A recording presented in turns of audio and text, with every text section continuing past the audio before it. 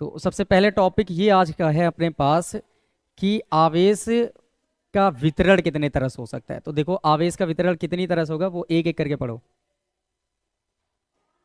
आवेश का वितरण,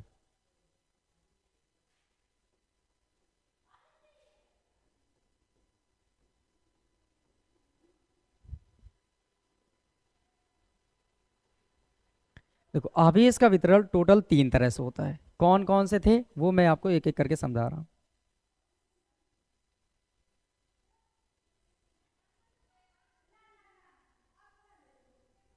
नंबर एक में है रेखीय आवेश वितरण। रेखीय आवेश वितरण।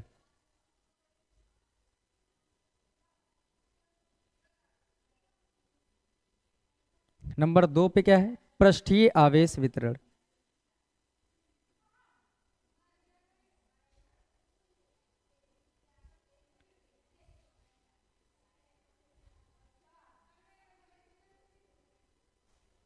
और नंबर तीन पर है आयतन आवेश वितरण।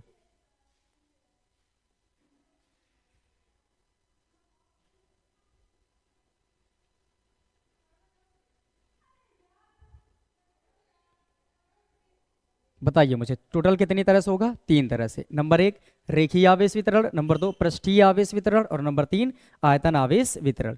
तो आवेश का वितरण हो गया तीन तरह से, लेकिन हम ये समझेंगे कि ये तीन तरह से कैसे कैसे होगा और क्या है। मतलब रेखीय आवेश वितरण का क्या मतलब होता है, और पृष्ठीय आवेश वितरण का मतलब क्या होता है, और आयतन आवेश वितरण का मतलब क्या होता है। तो यहाँ पर समझिए कि इसका मतलब क्या है, और इसका मतलब क्या होगा, और इसका मतलब क्या होगा। तो सुने, जब हम रेखीय आवेश वितरण की बात करते हैं, इसका मतलब ये होता है, रेखीय का मतलब होता है एक लंबाई, एक लंबाई।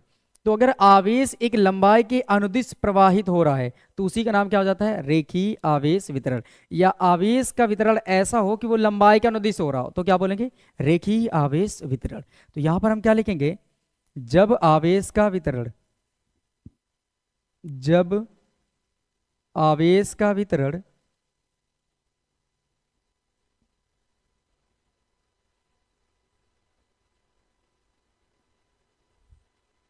लंबाई के अनुदिश हो रहा हो,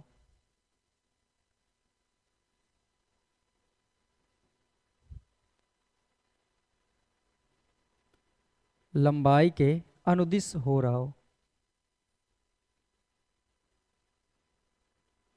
तो उसे हम क्या बोलेंगे बताएं? रेखीय आवेश वितरण। बात आती है पृष्ठीय आवेश वितरण की। तो जब आवेश का वितरण पृष्ठ के अनुदिश हो रहा हो, पृष्ठ क्या होता है? जिसमें लंबाई और चौड़ाई दोनों हो, तो वो क्या, उसमें क्या होता है? पृष्ठ। तो हम क्या बोलेंगे? जब आवेश का वितरण,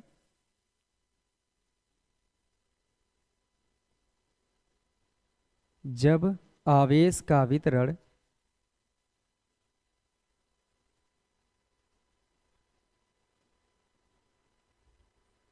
पृष्ठ के अनुदिश हो रहा हो,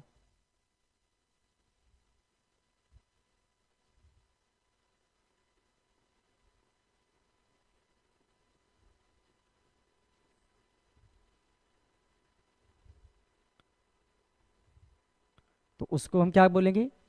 पृष्ठीय आवेश वितरण। तो ये समझ गए होंगे कि जब आवेश का वितरण पृष्ठ के अनुदिश हो रहा हो तो उसे क्या बोलेंगे? पृष्ठीय आवेश वितरण। और जब किसी लंबाई के अनुदिश हो रहा हो तो रेखीय आवेश वितरण। अब यहां पर बात आती है आयतन आवेश वितरण क्या होता है।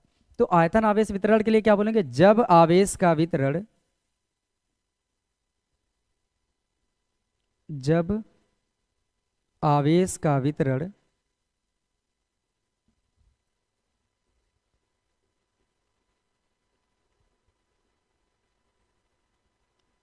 आयतन के अनुदिश हो रहा हो,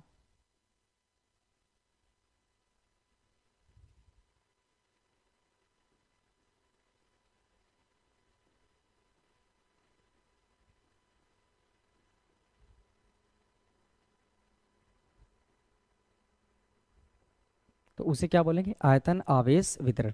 क्या इन तीनों में समझने में कोई दिक्कत आई? कोई दिक्कत नहीं होनी चाहिए। आवेश का वितरण टोटल तीन तरह से होता है। एक रेखा लंबाई के अनुदिश, एक पृष्ठीय आवेश वितरण पृष्ठ के अनुदिश, एक आयतन आवेश वितरण आयतन के अनुदिश। तो ये टोटल तीनों के तीनों आपने सीख लिए। अब इसके बाद जो चीज हम सीखेंगे वो क्या है? कि आवेश वितरण के आधार पर आवेश घनत्व कितने प्रकार के होते हैं। तो यहां से इसको मैं छोटा करूं,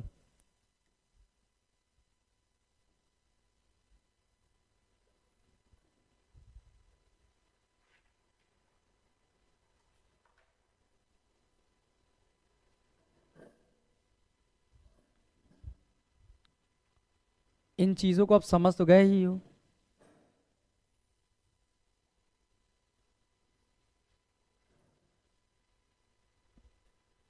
तो मैं यहां शिफ्ट कर देता हूं।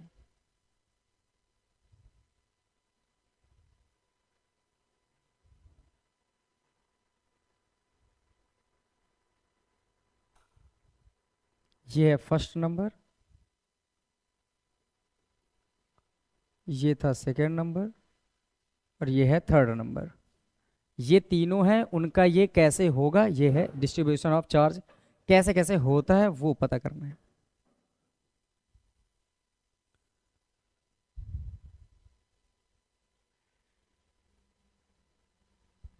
ठीक, अब सुनिए जरा। अब हम क्या लिखेंगे, आवेश वितरण के आधार पर, आवेश वितरण के आधार पर, आधार पर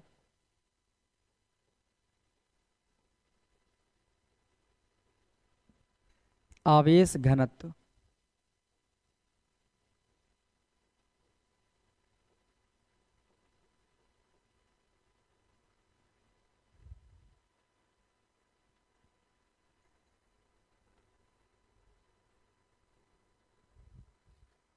ये चीजें हम पढ़ेंगे अब।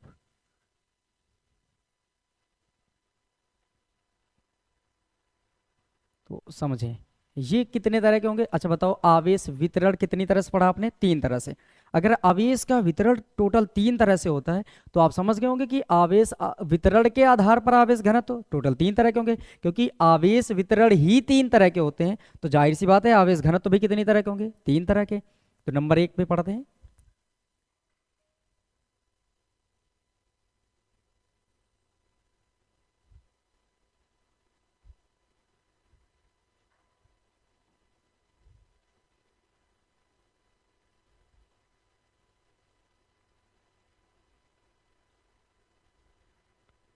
ये हो गए टोटल तीन। तीन कौन कौन से हैं ये समझ लो इन्हें। नंबर एक में जो हम पढ़ेंगे वो हम पढ़ेंगे रेखीय आवेश घनत्व। रेखीय आवेश घनत्व। देखो, रेखीय आवेश वितरण तो रेखीय आवेश घनत्व पहला प्रकार। दूसरा पृष्ठीय आवेश वितरण, तो क्या हो जाएगा, पृष्ठीय आवेश वितरण या पृष्ठ आवेश वितरण घनत्व। पृष्ठ आवेश घनत्व, जो चीज उधर वितरण है वो चीज इधर घनत्व बनती जाएगी। उधर आयतन आवेश वितरण है तो इधर क्या बन जाएगा, आयतन आवेश घनत्व।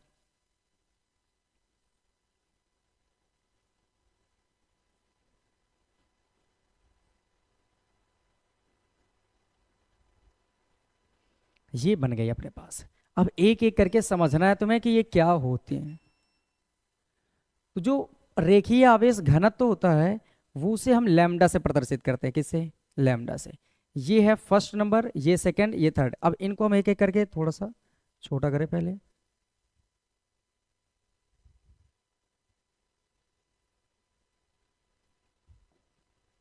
किसका दिए जाए, समझिए।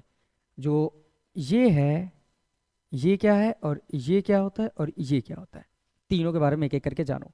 रेखीय आवेश घनत्व क्या होता है कि अगर कोई चालक है, अगर कोई चालक है उसकी एकांक लंबाई में कितना आवेश प्रवाहित हो रहा है, किसी चालक की एकांक लंबाई में कितना आवेश प्रवाहित हो रहा है, उसकी मात्रा ही क्या कहलाती है, बोलो, रेखीय आवेश घनत्व।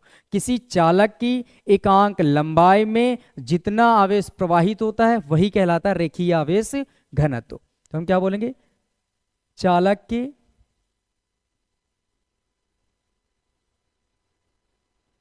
एकांक लंबाई में, या इतना ना लिखें, शॉर्ट करना है तो मैं लिख देता हूँ।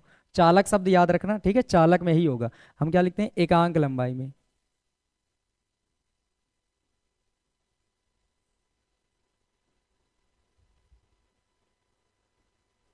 लंबाई में प्रवाहित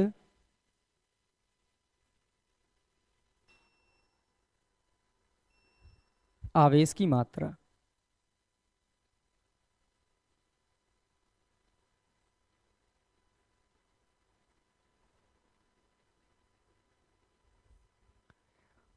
किसी चालक की एकांक लंबाई में प्रवाहित आवेश की मात्रा को क्या बोलेंगे, रेखीय आवेश घनत्व। समझ आए?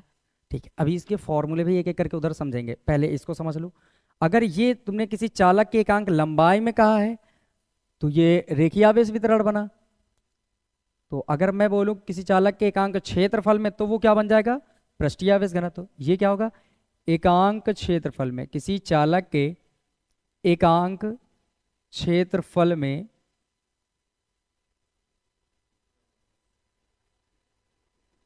प्रवाहित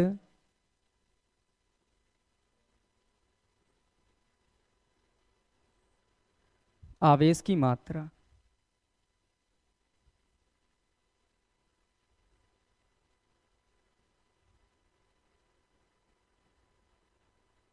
वो क्या कहलाता है, बोलो, पृष्ठ आवेश घनत्व। किसी चालक के एकांक क्षेत्रफल में प्रवाहित आवेश की मात्रा को पृष्ठीय आवेश घनत्व कहते हैं। समझ गए? आगे बढ़ते हैं। आयतन आवेश घनत्व में ये क्या होता है, एकांक आयतन में,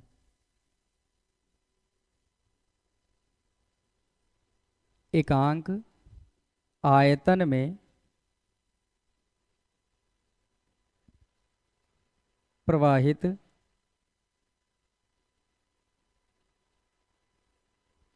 आवेश की मात्रा।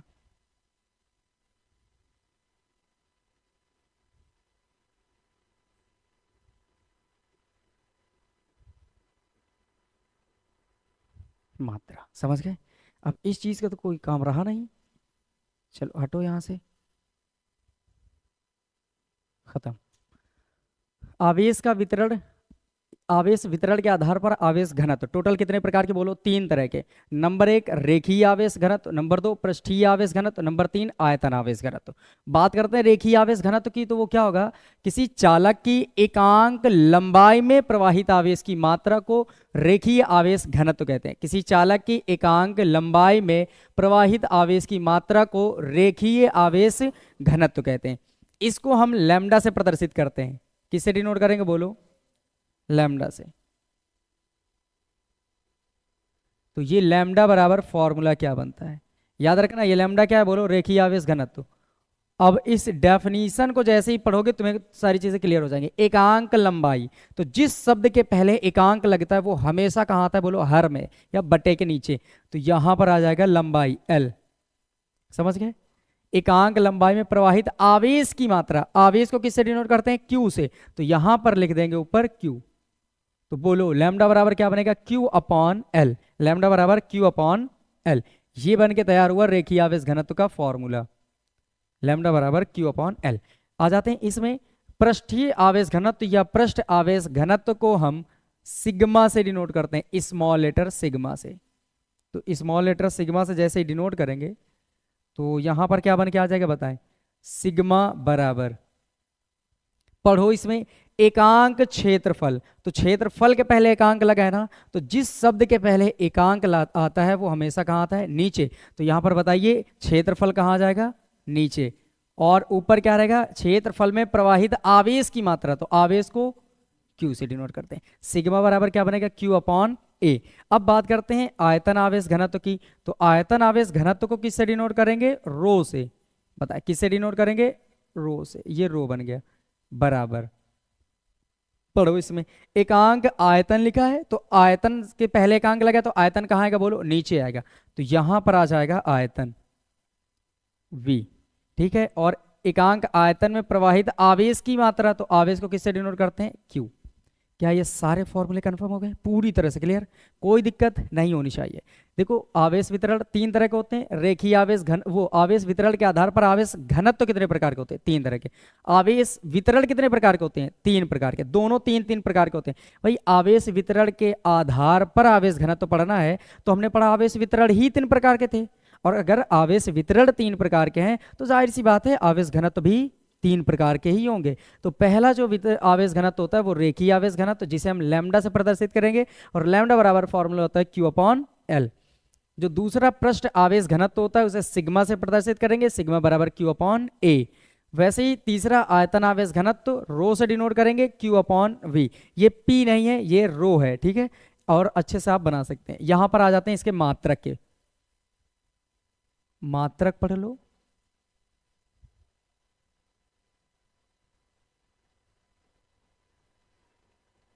मात्रक बोलो, मात्रक क्या बनेगा? ऊपर कूलाम नीचे मीटर, तो कूलाम प्रति मीटर। समझ गए? वीमा देखो एक की समझ लो तो हर किसी की आ जाएगी। देखो लैम्डा वाले के वीमा सिखा रहे हैं, Q/L है, समझे? तो Q की वीमा क्या होती है? 80, समझ गए? और लंबाई की क्या होती है? L, समझे? तो यहां पर +1 है, ऊपर जाएगी तो -1, तो 80 तो है ही, साथ में L की पावर +1 ऊपर आएगी तो -1, तो अब बनाओगे तो L की पावर -1 और T और A बन के तैयार। L की पावर -1 और T और A, T और A, समझ गए? तो इसकी वीमा जो होती है वो क्या होगी? वीमा जो बन के आएगी वो आएगी L की पावर -1 T A।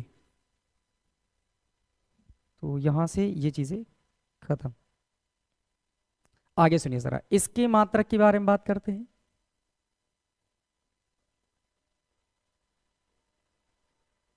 मात्रक क्या बनेगा? ऊपर वाले का कूलाम प्रति क्षेत्रफल का मात्रक क्या होता है? बोलो, मीटर स्क्वायर। क्या बनेगा? Metre square.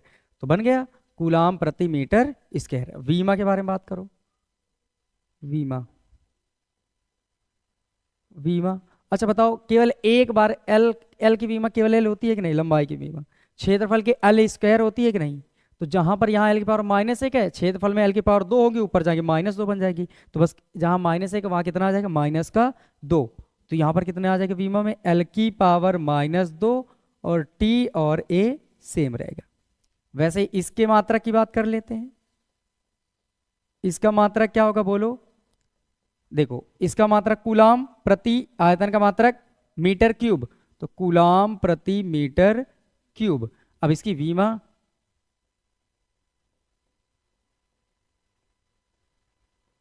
वीमा वीमा कैसे बनाएंगे? देखो ध्यान से, ऊपर कूलाम है तो 80 तो दोनों में कॉमन है, बस यहां पर समझो, यहां पर एल था तो 1 पावर थी, क्षेत्रफल है तो 2 पावर, क्योंकि क्षेत्रफल स्क्वायर में होता है ना, और ये आयतन क्यूब में होता है, तो बस एल की पावर कितनी हो जाएगी? -3। तो यहाँ पर कितना आ जाएगा? एल की पावर -3 और टी और ए। ये चीज़ें रही आपके पास पूरी तरह से, ठीक है। अब 1 मिनट में इसको पहले पूरा हम दोहराएंगे ताकि पूरी हर एक चीज़ दिमाग में सेट हो जाए, क्योंकि ये ज़माना देखो ChatGPT का है, तुम्हें चीज़ें समझानी है, मुझे लिखानी नहीं है। लिखाने के लिए तो तुम्हारे पास बुक भी है, और दुनिया में हर एक ऐसे सोशल मीडिया ऐप्स हैं जहाँ हर कुछ ना कुछ तो मिल ही जाएंगे। तो यहाँ पर तुम्हें समझाना है और तुम्हारे दिमाग में सेट करनी है चीज़ें। वो कैसे समझेंगे? देखो, आवेश वितरण के आधार पर आवेश घनत्व, ये अपनी हेडलाइन थी। बोलो, आवेश वितरण के आधार पर आवेश घनत्व 3 प्रकार के होते हैं। आवेश वितरण के आधार पर आवेश घनत्व 3 प्रकार के होते हैं। नंबर 1 रेखीय आवेश घनत्व, नंबर 1 रेखीय आवेश घनत्व, रेखीय, ये लिखा है रेखीय, रेखीय आवेश घनत्व।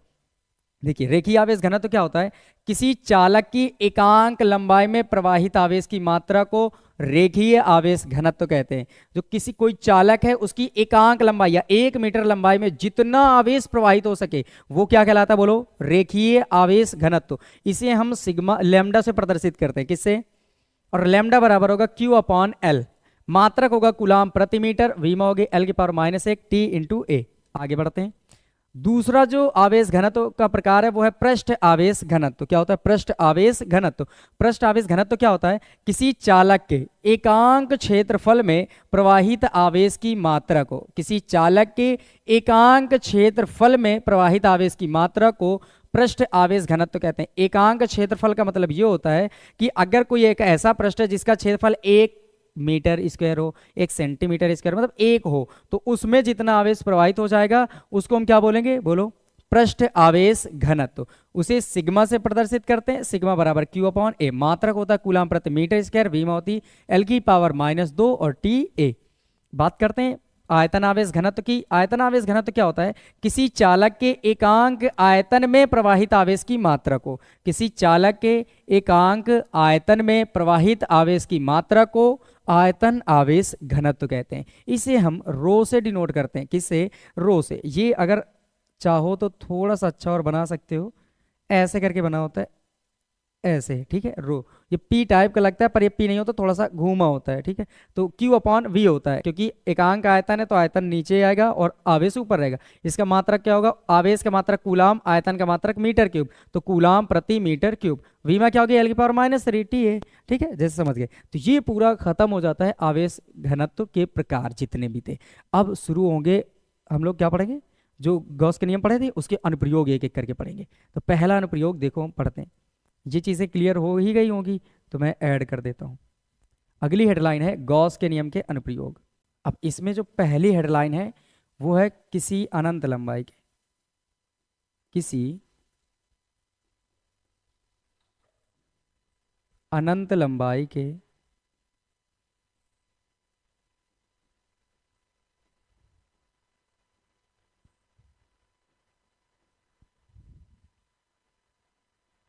आवेशित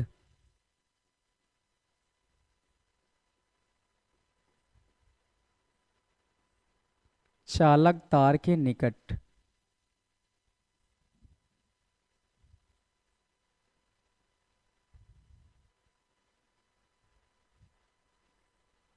चालक तार के निकट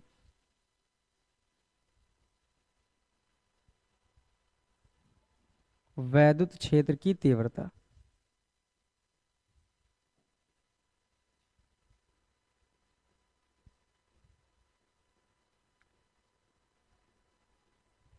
ये एक अच्छा खासा डेरिवेशन है और कई बार ये चीज़ें पूछी जा चुकी हैं, ये इसको ध्यान में रखना।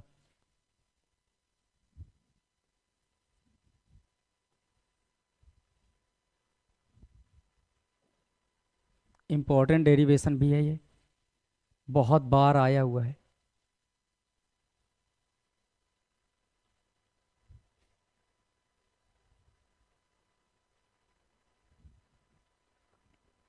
ये है फर्स्ट। सुनो जरा, इसके लिए तुम्हें क्या क्या करना है। सबसे पहले तो देखो, किसी अनंत लंबाई के आवेशित चालक तार, तो अपने पास कोई एक आवेशित चालक तार होगा जो जिसकी लंबाई कितनी होगी, अनंत होगी। तो यहां पर तो हम एक सबसे पहले एक तार लेते हैं।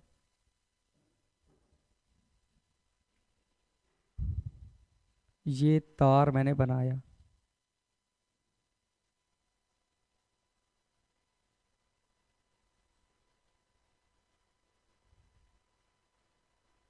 ये मोस्ट इंपॉर्टेंट डेरिवेशन भी है, इसको अच्छे से पढ़ लेना।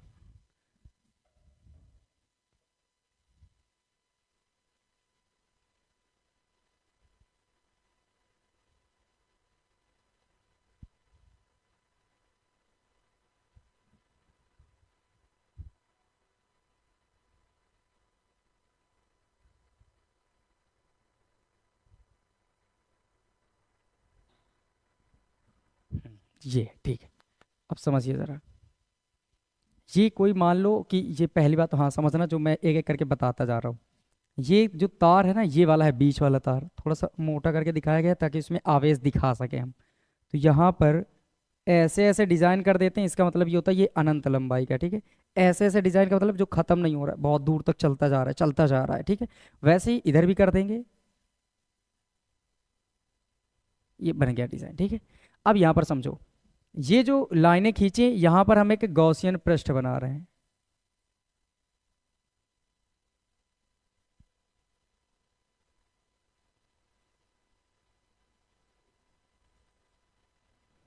ये बन गया, ठीक है। ये जो चालक तार है ये कैसा है, बोलो, आवेशित चालक तार है। तो हम ये मान के चलेंगे इसमें एक समान रूप से ये धनावेश है, ये लो, ये धनावेशित बना दिया मैंने। और मान लो कि इसमें कितना आवेश है, तो प्लस क्यू आवेश इसमें प्रवाहित हो रहा है। समझ गए? अब हम ये मानेंगे कि इसकी रेडियस बोलो यहां से यहां तक, या बोल सकते हो कि इस चालक तार से इसकी दूरी, सेम बात है। तो ये जो पॉइंट है, मान लो इसके पृष्ठ पर यहां पर एक पॉइंट P है, ठीक है, और इससे इस चालक तार से इसकी दूरी R है। कितनी दूरी मान लेंगे? R। अब बस अपने पास इतनी चीजें बन के तैयार हो गई। अब एक एक चीज करके वैद्युत फ्लक्स के बारे में समझो। क्यों? क्योंकि हम पढ़ रहे हैं गॉस के नियम के अनुप्रयोग, और गॉस का जो नियम है वो वैद्युत फ्लक्स को लेकर बनाया गया था। किसको? गॉस का प्रमेय किसको लेकर बनाया गया था? वैद्युत फ्लक्स को। और वैद्युत फ्लक्स क्या होता है कि अगर कोई बंद काल्पनिक पृष्ठ से उससे होकर गुजरने वाली जितनी बल रेखाएं हैं, वैद्युत बल रेखाएं, उनकी संख्या की माप ही क्या कहलाती है? वैद्युत फ्लक्स। किसी वैद्युत क्षेत्र में स्थित किसी काल्पनिक पृष्ठ से होकर गुजरने वाली अधिकतम वैद्युत बल रेखाओं की संख्या की माप को ही वैद्युत फ्लक्स कहते हैं। तो इससे होकर गुजारना है। लेकिन फिजिक्स ये कहती है एक बार में पूरे क्रियाकलाप ना करो, थोड़े से भाग के लिए पहले अपना काम करो। अगर वो सक्सेस होता है, उसमें आप सक्सेस आपको मिलती है, तो थोड़ा सा और फिर बड़े के लिए निकाल सकते हो। तो हम उस बात को याद रखते हुए हम इस पृष्ठ पर ये एक है तार, इसके आसपास गॉसियन पृष्ठ माना गया। कैसा? बेलनाकार। बोलो कैसा? बेलनाकार। ये नजर आ रहा होगा, ये तार, और इसके आसपास एक बेलन नजर आ रहा है, इससे ये ढका हुआ है ना, ठीक है। तो ये मान लो ये क्या, कौन सा पृष्ठ है? बोलो गॉसियन पृष्ठ है। कैसा? गॉसियन पृष्ठ है। अब यहां पर गॉसियन पृष्ठ पर ही तो ये बिंदु P स्थित है। तो यहां पर हम एक छोटा सा भाग कट करेंगे।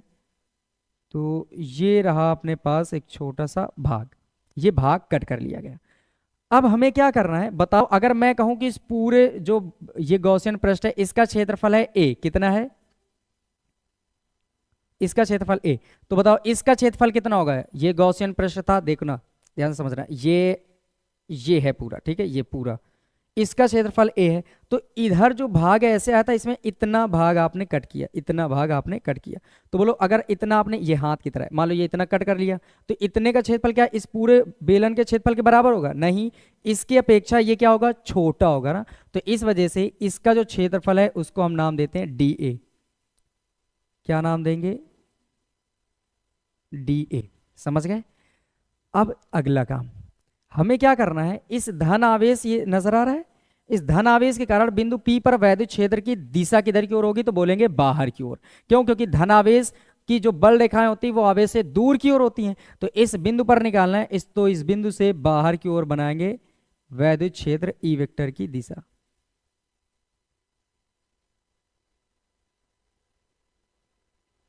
ठीक है, ये बन गई ई वेक्टर की दिशा। अब बात आती है कि क्षेत्रफल, इस चैप्टर में हम लोगों ने पढ़ा है सदिश राशि है। क्षेत्रफल कैसी है? सदिश। और किसी भी क्षेत्रफल अगर सदिश राशि तो उसकी दिशा होगी। तो अगर मैंने कहा ये पृष्ठ ऐसे था गॉसियन पृष्ठ, समझ लेना एक बार, यूं है ये पूरा गॉसियन पृष्ठ, और इसमें इस जगह पर आपने ऐसा ही कट कर लिया भाग।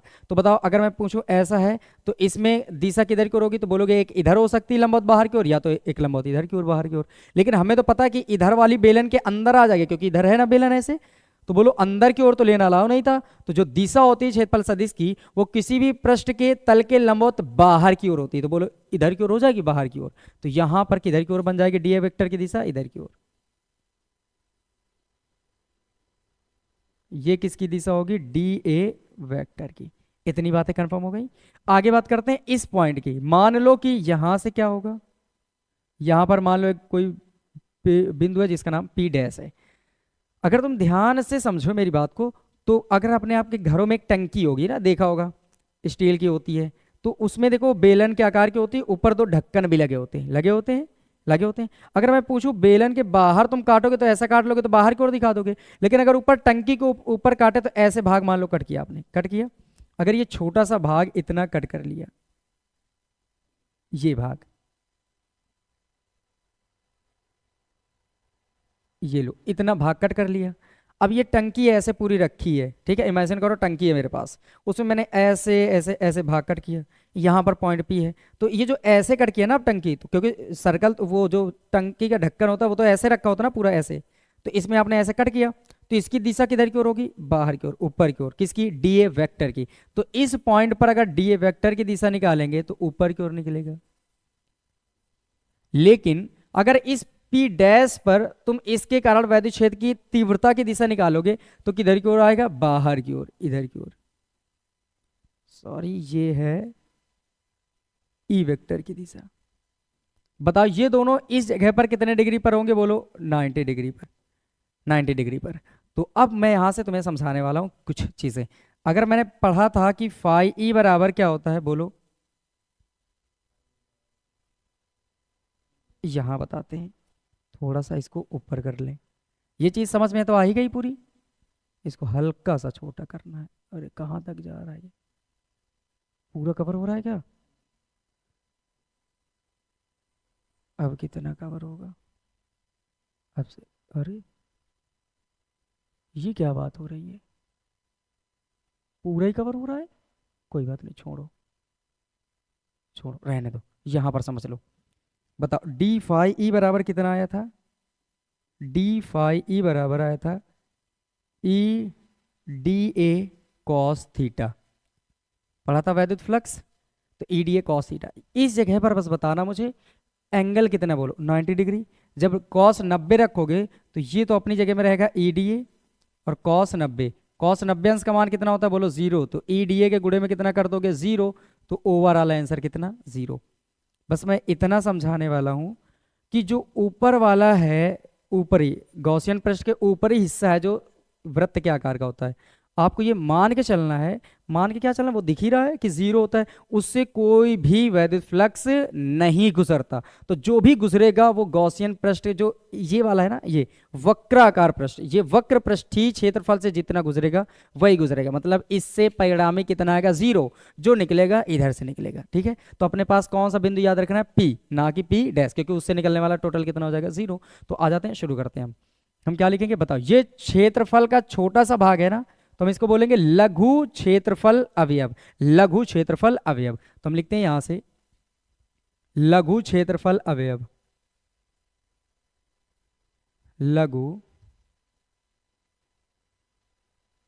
क्षेत्रफल अवयव डी ए से गुजरने वाला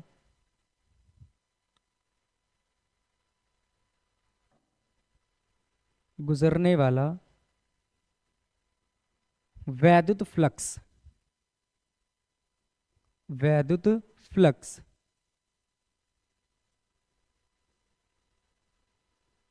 और पढ़ के आए होंगे फॉर्मूला कि जो डी फाई ई होता है वो E vector dot D A vector के बराबर होता है। पढ़ा था हम लोगों ने। अगर वैद्युत फ्लक्स निकालना है तो उस जगह जहां पर निकाल रहे हो वहां पर डी ए वेक्टर और ई वेक्टर जो दोनों उनका डॉट प्रोडक्ट ले लो, वही कहलाता है वैद्युत फ्लक्स। तो अब इनको तोड़ो, तो बोलो d phi E, d phi E बराबर, डॉट हटता है तो क्या आ जाता है, E d A cos theta. क्या आएगा, बोलो कॉस थीटा आएगा। जब डॉट हटता है तो कॉस थीटा आता है, ई डी आ जाएगा और कॉस थीटा। यहां पर बोलो बिंदु पी के लिए बात हो रही है, कहां से, बिंदु पी के लिए। तो थीटा का मान वहां पर कितना हो जाएगा, बोलो 0। वजह, क्योंकि इस बिंदु पी पर जब पी के आसपास जब काटे हो तो यहां पर देखो तो ई वेक्टर इधर की ओर है, डी ए वेक्टर भी इधर की ओर है। जब दो सदिश एक ही दिशा में हो जाए तो एंगल का मान कितना हो जाता है, 0 हो जाता है, ठीक है। तो यहां पर आ जाते हैं डी फाई ई, ई और आगे क्या है, डी ए, और कॉस थीटा की जगह में कितना रखेंगे, 0 अंश, थीटा की जगह में 0 अंश। तो डी फाई ई बराबर ई डी ए कॉस 0 अंश का मान 1। तो डी फाई ई बराबर क्या बन जाएगा, ई डी ए। बन के तैयार इतना, ठीक। ये निकला है इतने छोटे से भाग के कारण, जबकि हमें क्या निकालना है, पूरे संपूर्ण वक्र पृष्ठीय क्षेत्रफल के कारण। तो टोटल लिखेंगे यहां से। अब इसको अलग कर देते हैं, लिखते हैं संपूर्ण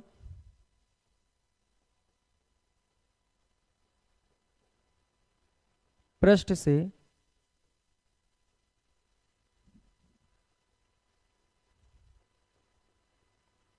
होकर गुजरने वाला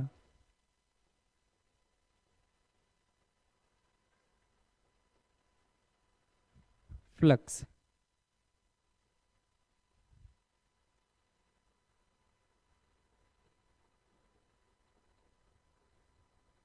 बताओ संपूर्ण जैसे लिखते हैं तो इस इक्वेशन ये जो आई है, चाहो तो इक्वेशन फर्स्ट मान सकते हो इसको, इसके दोनों तरफ संपूर्ण समाकलन का चिन्ह कर लगाएंगे तो ये बन जाएगा, ये है संपूर्ण समाकलन का चिन्ह डी फाई ई, इधर भी बना लेंगे ई डी ए, ये बन के तैयार। ये डी फाई ई सब मैंने बहुत बार आपको ये समझाया है कि अगर आपके पास कोई चीज़ ऐसे समाकलन में डी एक्स तो इसका आंसर लिख लेना एक्स, डी टी है तो आंसर लिख लेना टी, मतलब डी के बाद जो आ रहा है वही आंसर हो जाता है। तो यहाँ पर डी फाई ई है तो आंसर क्या बन जाएगा, बोलो फाई ई। इधर ई बाहर आ जाएगा, वजह क्या है, मैंने समझाया था डी जिसके पहले लगा है, ए के पहले डी लगा है ना, तो ए वाली चीजें केवल अंदर हो सकती, बाकी सब बाहर, तो ये ए ई जो है वो आ जाएगा बाहर और अंदर बचेगा डी ए। अब यहां पर वैल्यू आपको रखनी होगी। क्या हम लोगों ने गॉस की प्रमेय पढ़ रखी थी कि phi E q upon epsilon naught के बराबर होगा, ये चीज किसके बराबर होगा इसको आप समझ लो, ये है डी ए।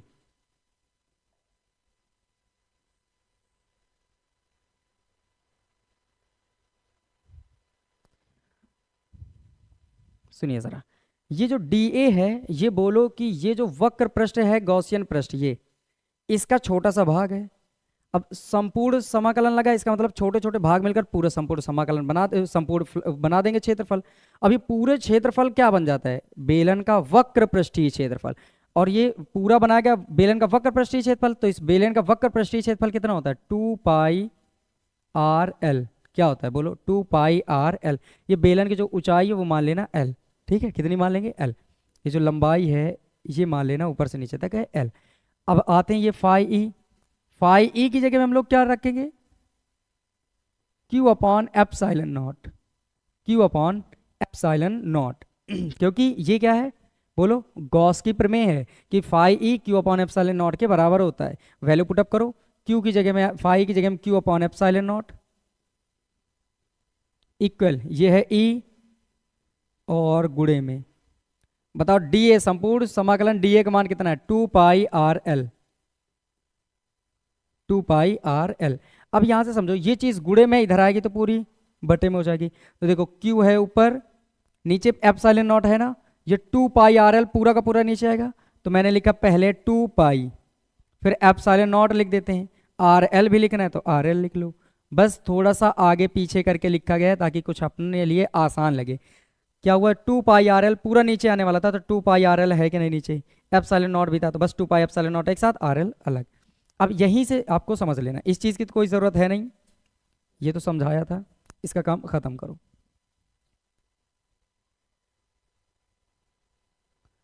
बताओ इसके गुणे में एक मान सकते हैं हम लोग, मान सकते हैं, तो ये ई बराबर देखो, ई बराबर कितना बनेगा, 1/2 pi epsilon not, 1/2 pi epsilon not, 1/2 pi epsilon not हो गया।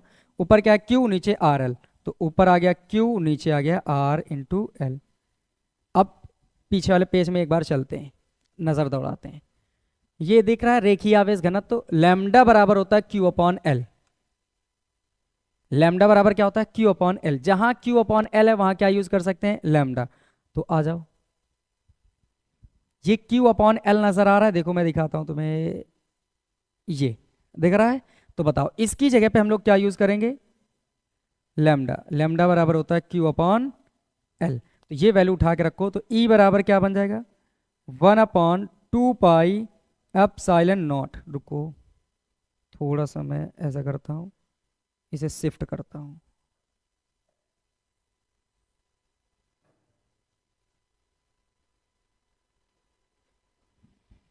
ठीक समझिए, तो यहां पर क्या आ जाएगा,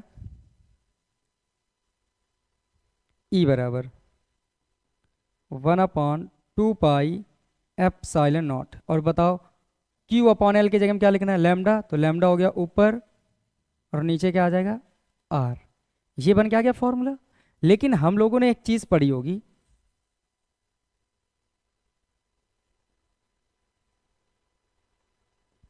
ठीक, वो चीज क्या थी कि 1/4 पाई एप्सिलॉन नॉट हम लोग पढ़ा करते थे, यहाँ पर 2 पाई एप्सिलॉन नॉट है, तो 1/4 बनाने के लिए नीचे 2 से गुणा करेंगे, तब तो 2 दूने 4 होंगे, तो ऊपर भी 2 से गुणा करना होगा। तो अगर नीचे 4 बनाना है 1/4 पाई एप्सिलॉन नॉट, तो बताओ ऊपर भी कितने से गुणा कर लेंगे, 2 लैम्डा/r। ये बन के तैयार हो गया। अगर मैं इसको थोड़ा सा और ना दिखे तो मैं इसको छोटा कर देता हूँ।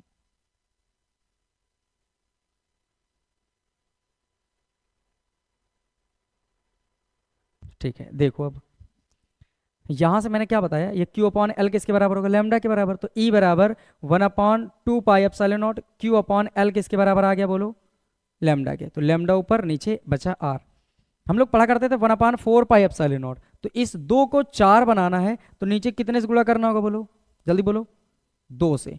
तो 2 दूने 4, तो 2 से नीचे गुणा हुआ तो ऊपर भी 2 से करेंगे, तो ऊपर 2 लैम्डा/R बन गया। तो यही है तुम्हारा फॉर्मूला।